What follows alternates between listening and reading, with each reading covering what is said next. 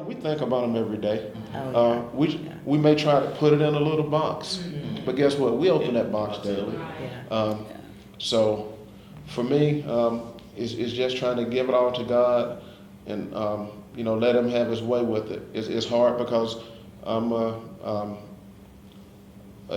what do you call it, a high D personality. I've got to be in control. I'm assertive.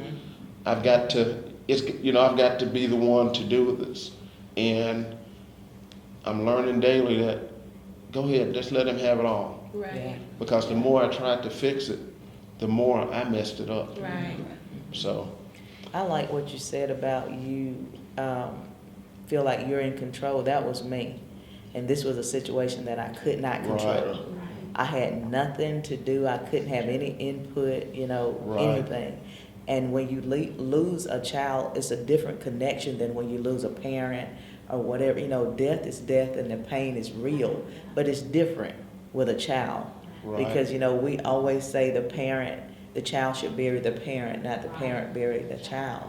And for me, I would just love to see people not compare. Right. I would have people say to me, well, I know how you feel because when my mom passed away, no, that's not the same. Totally different. It's not the same. Not the same. And that's why for me, meeting Mr. Law and his wife was just like a relief. Somebody that has been where I am, they understand.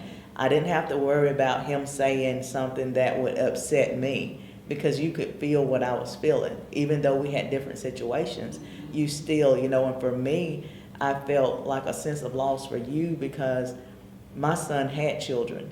Your son would never have children. You would never have, those grandkids. Right. But we're still connected on a faith-based level. You brought back for me, helped me restore my relationship with God. Because like you, I didn't want anything to do with it. Right. I don't want to talk to you, Right. God. I don't want to deal with you right now. And I think for us as Christians, we think that's taboo. We shouldn't feel that way. But you have to get those emotions out. You have to work through the process. And as you said, it is a process Okay. every day. There are different things that come up for me. Instead of me just remembering Bo for the happy person he was, I've never known him to be upset with me. Even if he was, everything was always yes ma'am, no ma'am. If I was fussing, going all in, he would stand and look at me. He wouldn't move until if I stopped talking, he'd say, Mom, are you done? Before he walked away. Now, my daughter, on the other hand, that's a whole different ball game. But for him, that's just the type of person that he was. And, for us to be able to voice our opinions, to express these things that we're going through and know that it's okay. It's okay. We need to feel in order to heal. Right. Yes. And we are so afraid. And for me, I think my biggest fear is I don't want to forget him. Like I had to do the day from June until after July.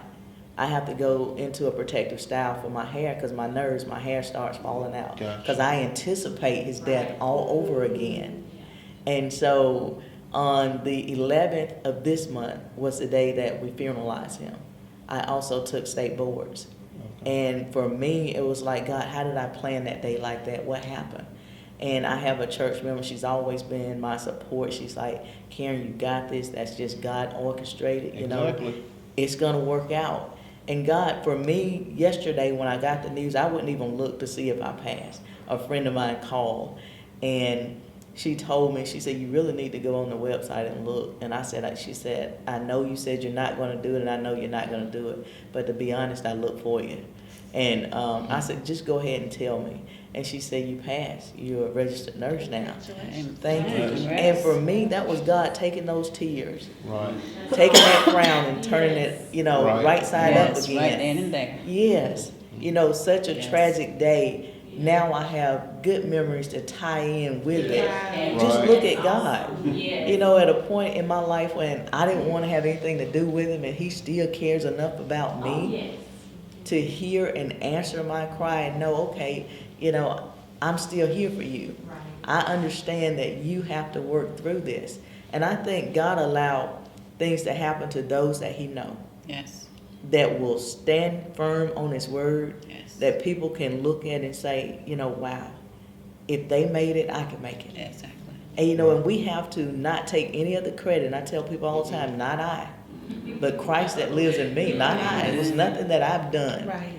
But the God that I serve is so awesome and so great that he allowed me to meet each and every one of you and to feel your pain and to hear your story and to know that we're sitting here with this belief that there is a higher power that's able, no matter what we're going through, God can still keep you. We're here for a purpose. We're here to share. We are here to let other people know that it's okay to grieve. Men, it's okay to cry. I never forget my son. My daughter shut his hand up in the door of the car, and he just stood there, and I said, it's okay, Bo, go ahead and cry. When I said that, it's like the floodgates just came. I'm like, it's okay. And you know, but we have to reiterate to our children, our sons, our family members that are going through, it's okay to cry. Well, oftentimes we haven't given people permission to cry or to grieve. Our comments to them in that time will often cause them to clam up, to shut up, and not be able to just release what's on the inside. When my brother died, people started coming to the house, and my mama was just trying to do something, just to keep busy and probably just keep her mind settled.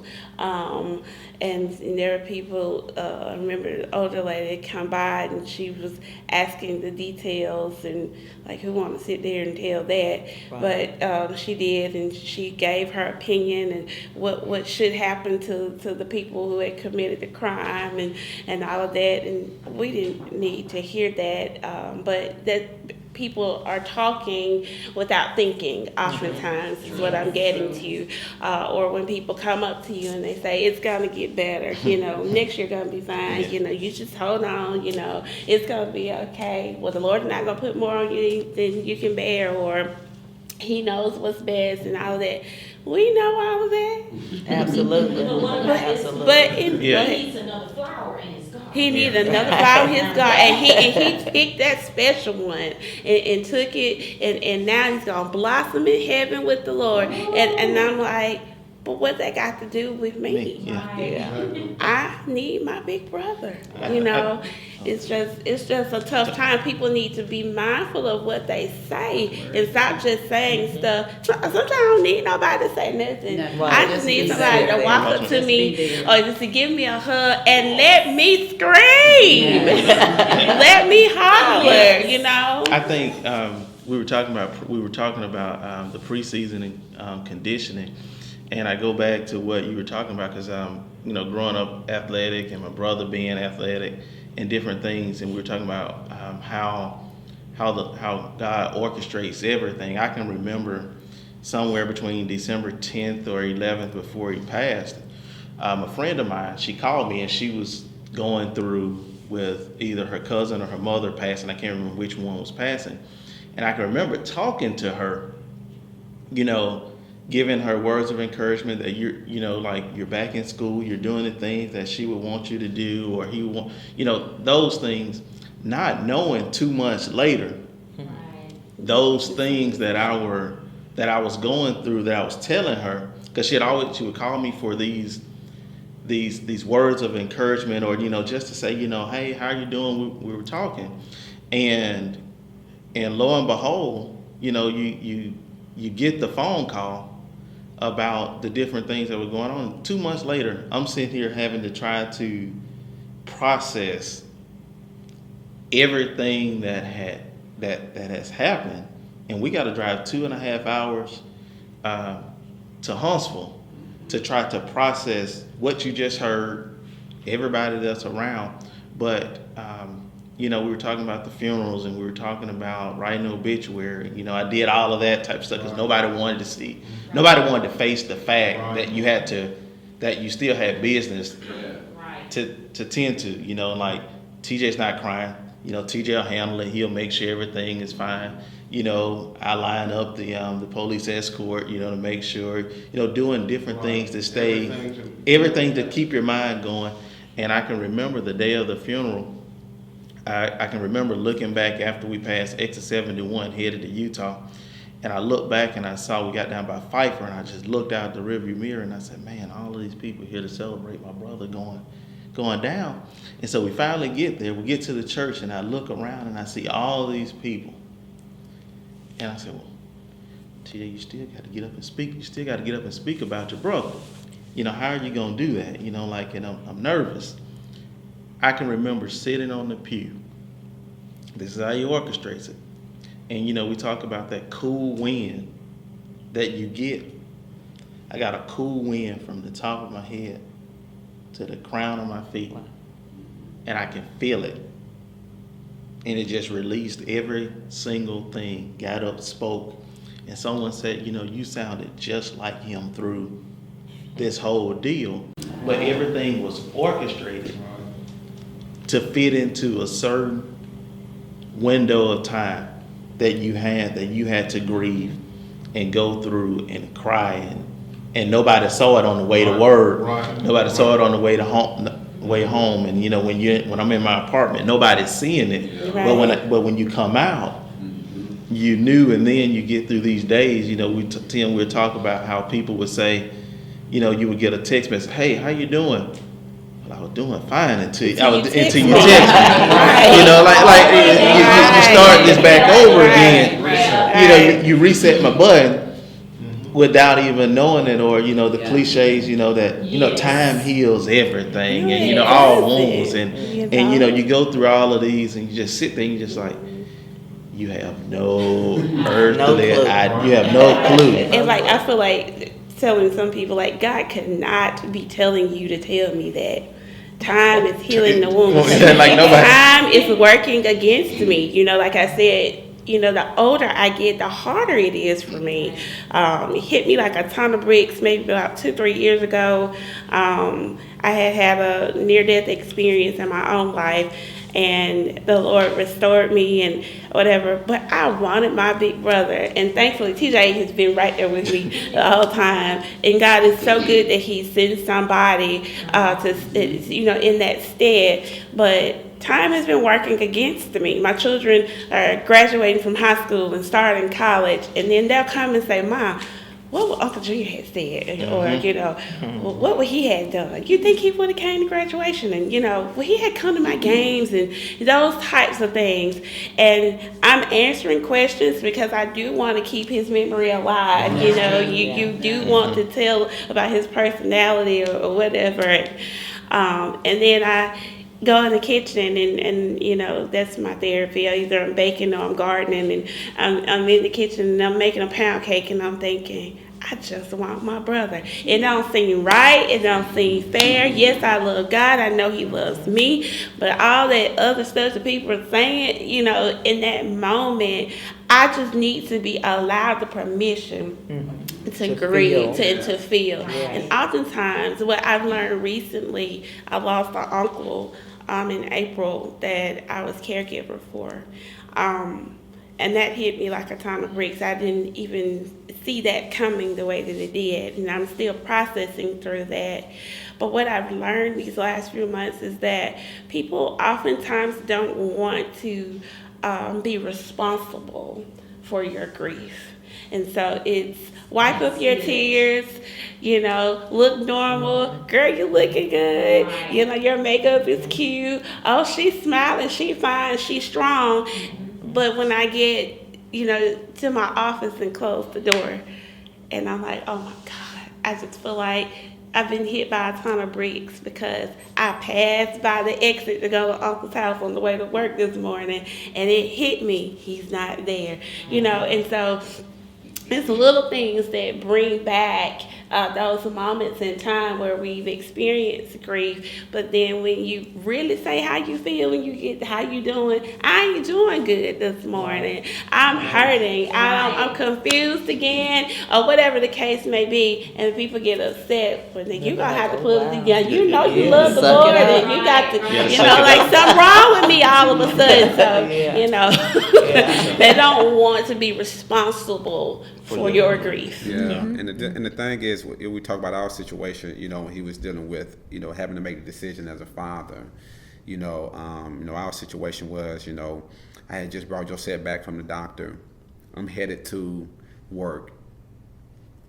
And from the sound of her voice on the phone, I knew it wasn't going to be good. She said she called me in the school that called her and said that TJ was unresponsive at the school. And so I wasn't too far from the school. So I run over there real fast. When she called me, I knew it's not going to be good when I get there. So I'm praying all the way, and I get there, and they're around him doing CPR, and he's there on the floor. And think about it, my son is there on the floor. As a father, which is the most difficult thing, there's nothing you can do but pray.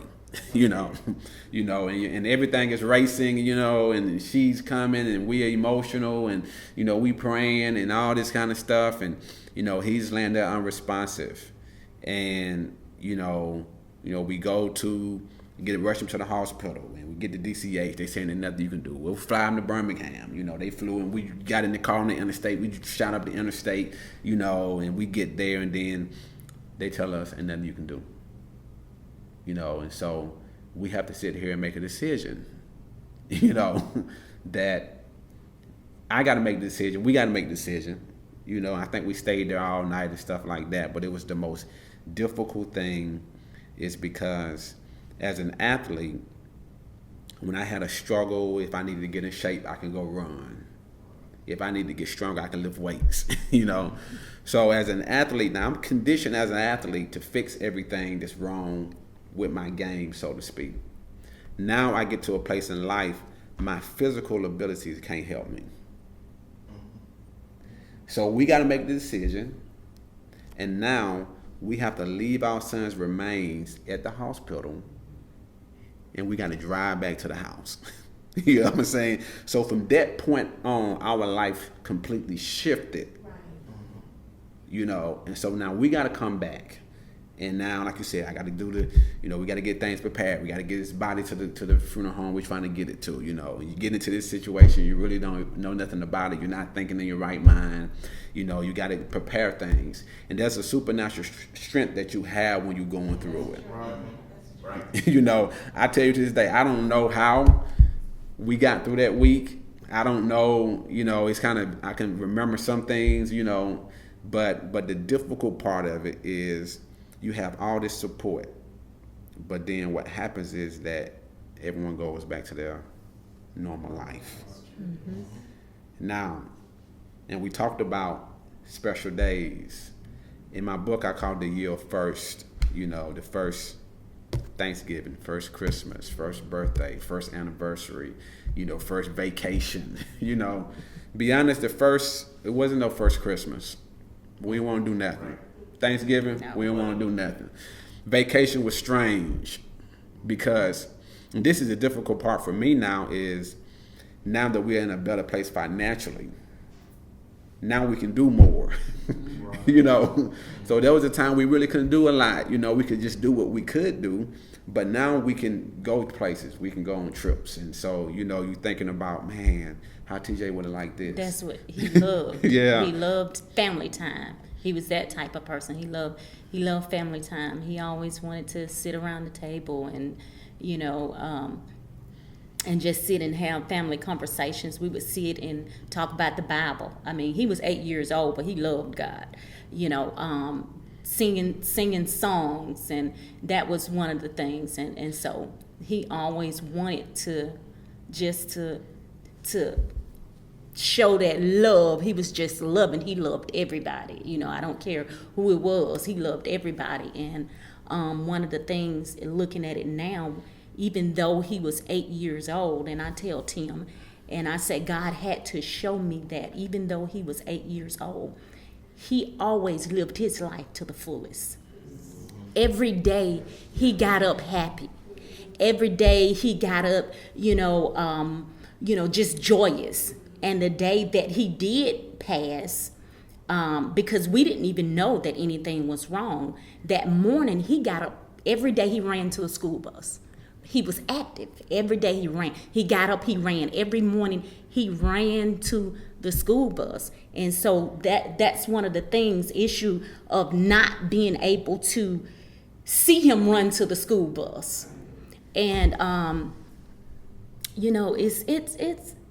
it's hard. it's hard. It really is. I'd like to know from the two of you and from Anthony, how do you as a couple keep each other in that zone where I'm here for you, or you don't let the death pull you apart, or how do you keep each other comforted? The difficult thing about it, I would say that when it first started, it was difficult because of men grieving, women grieving, and it's very difficult, I would say, for married couples to make it through it. It's because, first of all, there's blame. You blaming yourself. And maybe I use it for an example. Early stages, nobody want to talk about TJ around the dinner table. It frustrated her because she felt like we were leaving, TJ out, because we wouldn't talk. Everyone was just, the kids were grieving, she was grieving, I was grieving. It was just difficult, you know what I'm saying? It was very difficult. And then you get to a place, then you start to maybe shun each other. The connection is not there because, as men, we don't want to talk. We don't want to deal with, we deal with it in our own ways, riding in the car, on the way to the work or coming back. But, but we put the mask on, we suppress our emotions, we were taught to be tough, be hard, be strong. We supposed to be able to get through everything, but open up the lines of communication. We started having Friday dates, where we would, start spending time with each other. And things of that nature. But it still was difficult because my difficult thing was, like I said, as a father, and when I felt like he needed me the most, I couldn't do nothing. You know what I'm saying? Like he's laying here and I'm daddy, I'm supposed to be able to fix this. I'm supposed to be able to make something happen, then it's out of my hands. I can't do anything. And so I can say for a while there was a wedge between us because we were both grieving, and so I had to understand what I had to get better at was I couldn't try to make her get back up and force her to go forward or continue to do the things that she used to do. Because like you said, I didn't know the connection that a mother has with a child. I didn't know that connection that you guys have when you birth the child and you carry the child for 9 months and all those different type of things. But men, we get busy when we grieve. We just want to get busy and we just run from it. You know what I'm saying? And so it was very, very difficult. Even we as strong people of faith, our faith has sustained us, but our faith was in the fire. It was tried by fire. Our marriage was tried by fire. You know what I'm saying? Not knowing the signs, maybe there were some signs that I felt like, man, I didn't, maybe I was too busy. Maybe I wasn't connected with the family enough. I was too busy trying to provide opposed to trying just nurturing, So now I'm learning to be more of a nurturer now. I'm learning more to spend more time at the house and asking how you doing and, spending more time with the kids and everything. So, but it was very, very difficult. Statistically, most marriages don't make it after a child transition. Well, I want to say for me, it was God speaking to me and telling me that I had to let him grieve for himself, that we were, even though we're a couple, we're different. And so men process stuff different from how women process stuff, because I can say for me at first, I was like, okay, you acting like you don't care, because he wasn't expressing himself in front of me. Or if I start talking about it, he just totally quiet. He didn't want to talk about it. And for me, I'm different in how I process stuff is I need to talk about it. And I feel like the more I talk about it, the more it makes me feel better. The more I talk about what he did, and the more I look at, like he had games, what they call the 2DS games and stuff, and he would record himself. on the games, and he would record himself playing and, doing different stuff like that. So when we found that, because we didn't even know it had a recorder on it. And so when we found that, I was able to go back and see like different moments and different things that he did. So that was joyous for me, seeing, the different pictures and stuff, but he couldn't do it. And so I was like, why don't you want to look at this? Why you can't look at this? He's like, I can't do that now. No, I can't do that. And so I was like, I was some kind of way. But then God had to tell me, okay, he can't do it, so you can't force him. You got to let him be in his place. You got to let him, he couldn't look at pictures or, just talk about different stuff. And like I say, for me at first, it was like, okay, because he was going on. He got back up and he was busy. He's busy in the church and he was busy just doing things, and he always tried to keep himself busy. As for me, I would sit in the moment. Or look at his tablets, stuff he would write, and he liked to write, he liked to draw and different stuff. And so I would sit and I would look at this stuff and I was like, oh my God, look what he wrote. Oh my, just looking at stuff. So that helped me. But learning, I think God actually had to come in and strengthen and show us how the enemy was making a wedge, because we were grieving different, how he was dividing, whatever. And even for the kids, because it was so hard for them. And they took on him. They didn't take on me.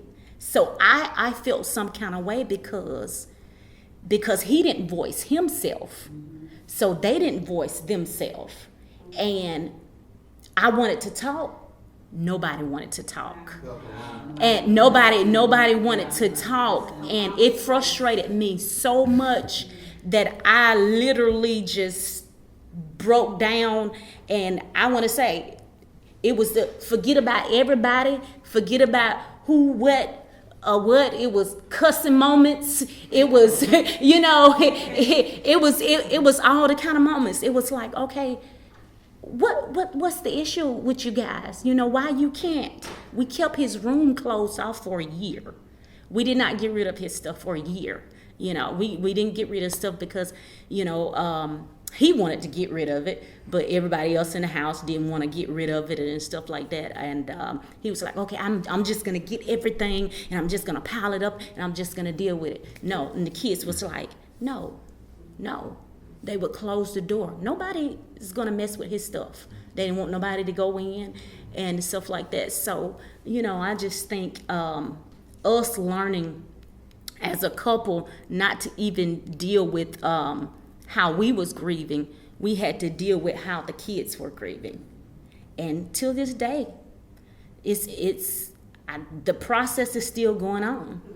They a lot of times, like I would say, the youngest, because they were closer, our youngest daughter, I still can see the anger. I still can see she don't want to express. I still could, the older two, they may, express how they feel. They may express, about, man, what would TJ would be doing, whatever, or how he would be acting. But the younger one, she's like, I don't want to talk about that. I don't want to deal with that. And at first I was trying to make ways, say, maybe this will help her, maybe this will help her.